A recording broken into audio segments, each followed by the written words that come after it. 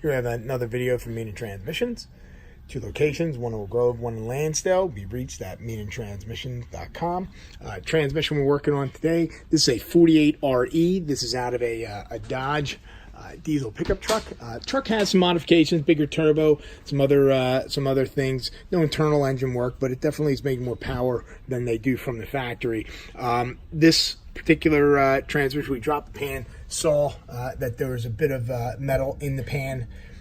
Also saw, the magnets loaded up. So upon disassembly, we saw this is the input shaft here, and the input shaft actually is just spinning. It actually cracked the housing there. I'm not sure how well that's showing up, but you can see the crack there. Okay, turn it over, and you can see the crack on this side as well.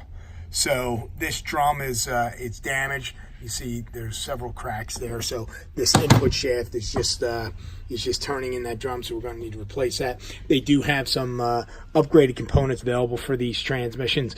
300M material that is, the shafts themselves can be $600-700 each. You have a input shaft, intermediate shaft, and also an output shaft that can all be upgraded.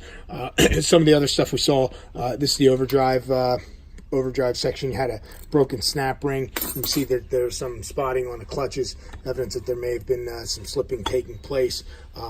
Some of the other components, servos and accumulators, we have some upgrades that are now available.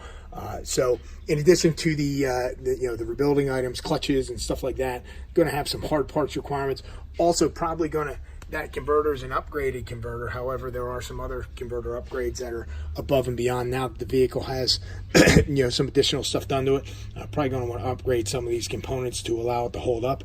If we look at the transmission here, we can see that basically here's your input shaft. That input shaft goes into direct clutch hub, and that particular component is where the splines are located, and that is something that can be upgraded. But we were talking about those shafts. There's the intermediate shaft. There's the input shaft. Okay, that can be upgraded. There's the intermediate shaft, and then you also have the output shaft that we can do some upgrades to. These 5.9 Cummins motors, can make some pretty significant torque.